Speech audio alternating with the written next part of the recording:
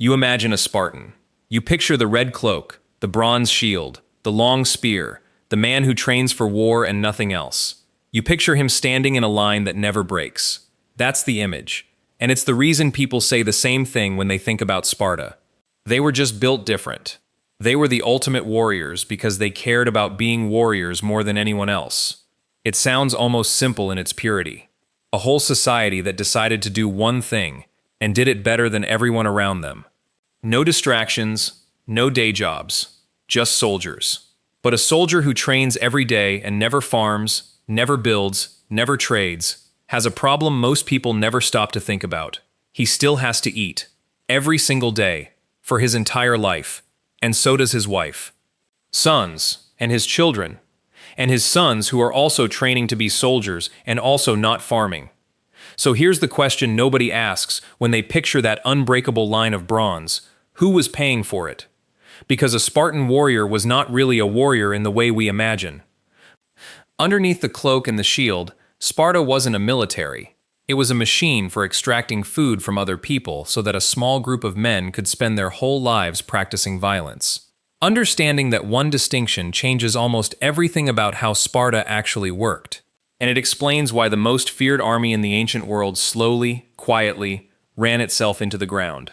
Let's start with the version everyone believes, because it isn't wrong exactly. It's just missing the part where the money comes from. Here's the story you've probably absorbed from movies and memes.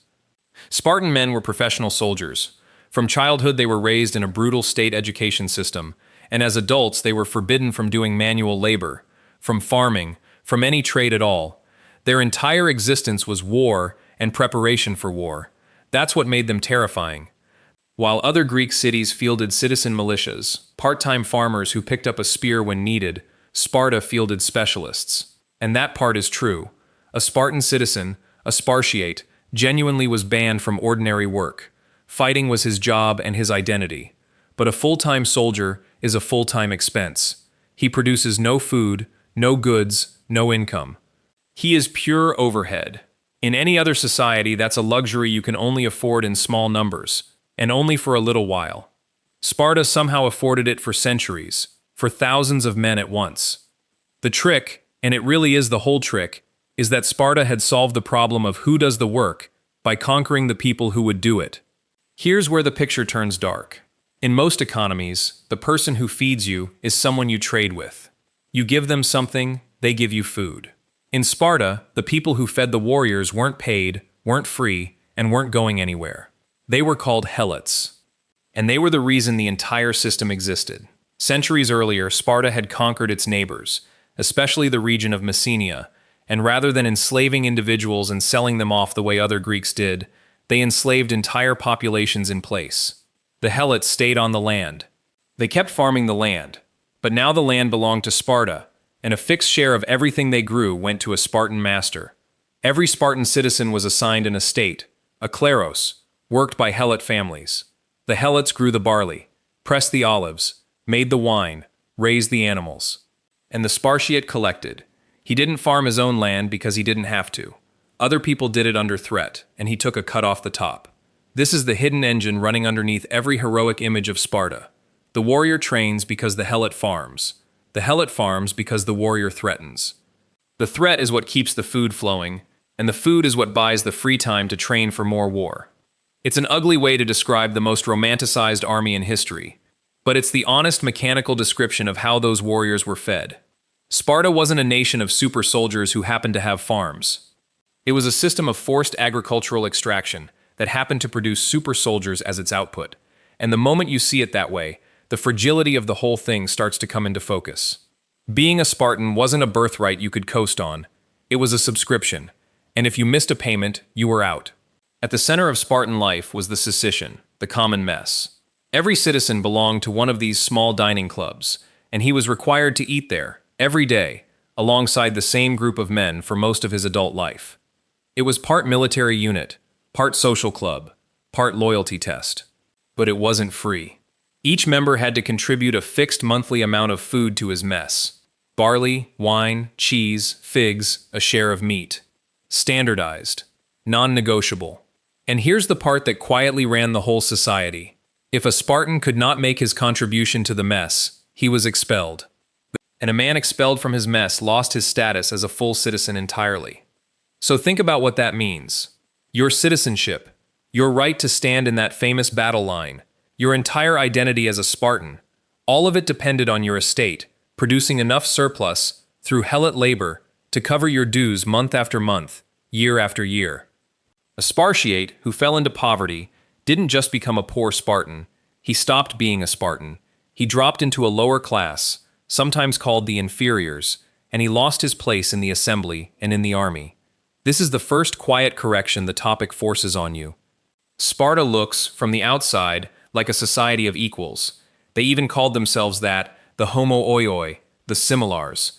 But the equality was conditional, it was leased, it was propped up entirely by whether the land beneath you kept producing enough to pay the fee. And land, as we're about to see, does not stay evenly distributed for very long.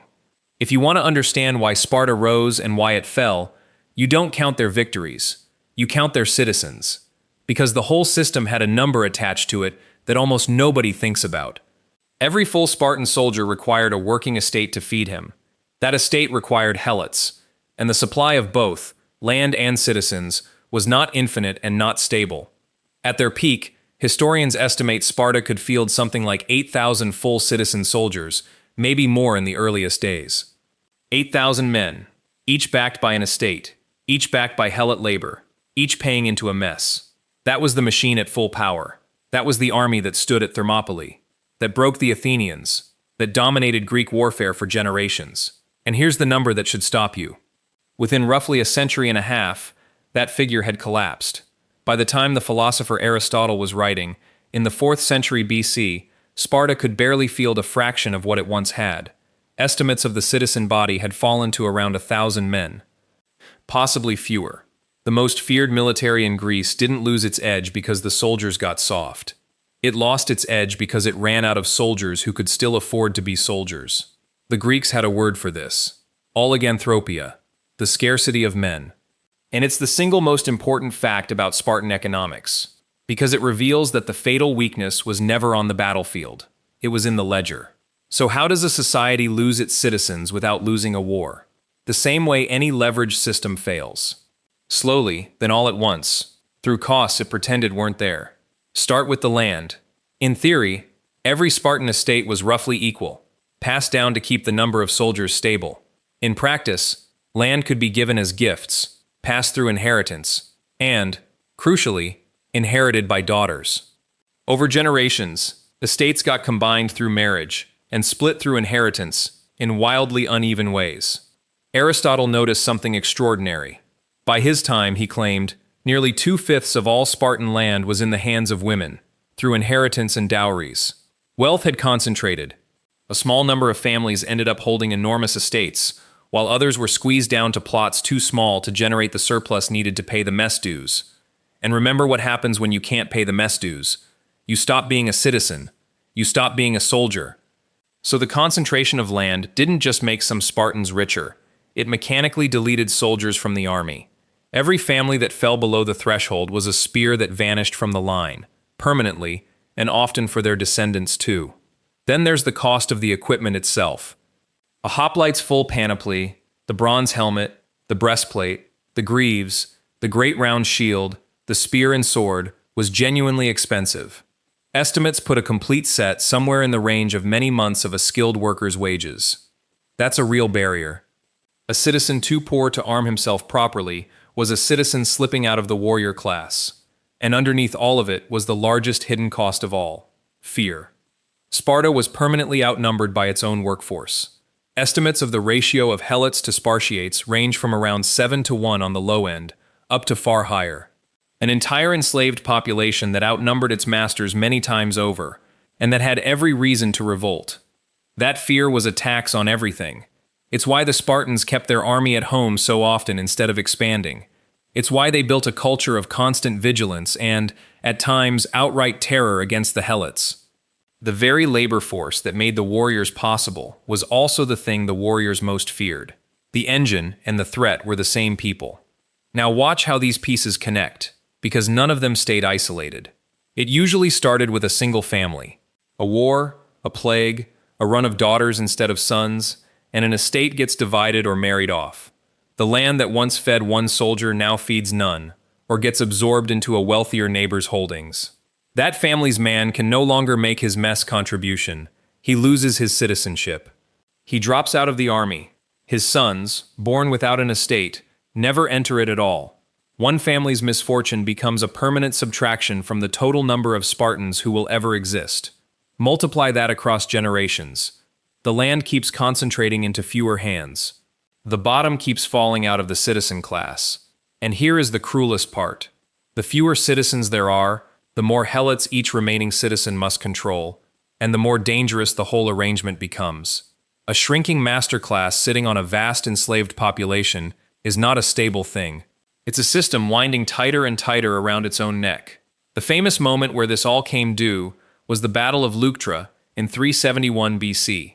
Thebes shattered the Spartan army in the field. But the reason Sparta never recovered wasn't the casualties from that one battle. It's that there was no reserve of men to replace them. After Leuctra, the Thebans marched into Messenia and freed the Helots, liberating the very population whose forced labor had fed the entire Spartan system for centuries. And that was the end. Not because Sparta was outfought forever, but because someone finally reached in and switched off the engine. Take away the Helots, and there is no surplus. No surplus, no mess dues. No mess dues, no citizens. No citizens, no army. The whole gleaming machine had always rested on one input, and the moment an enemy understood that, they didn't attack the soldiers. They attacked the farms. To see how deep this went, look at what Sparta became at its height, when the model was running at full power, and notice that even then, the cracks were visible to anyone who understood the math. At its peak, Sparta didn't just field an army, it exported its system. It dominated the entire region of Laconia and Messenia, controlling a helot population large enough to sustain thousands of full-time warriors and their families indefinitely. This was, by ancient standards, an astonishing achievement. No other Greek city could keep a standing professional army, because no other city had figured out how to make a permanent, immobile, enslaved workforce carry the entire cost. For a while, it looked unbeatable. The Spartans could train while others farmed. They could march while others planted. Their reputation alone won battles before they were fought. This is the version of Sparta the legend is built on, and it was real. But scale didn't fix the fragile parts. It magnified them. The bigger the warrior class, the more helots you needed. The more helots you needed, the more terrified you became of them. And the more you locked your soldiers into a rigid, unequal system of land and dues, the faster wealth concentrated and citizens dropped out. The Spartan solution to fragility was not to fix the economics. It was to control the humans harder. They ran secret patrols to intimidate and kill helots who seemed dangerous. They built an entire culture around suppression. But you cannot brutalize your way out of a demographic accounting problem. Every year, the number of true Spartans ticked down, and no amount of discipline on the battlefield could put it back. What the whole story proves, at every scale, is the same lesson.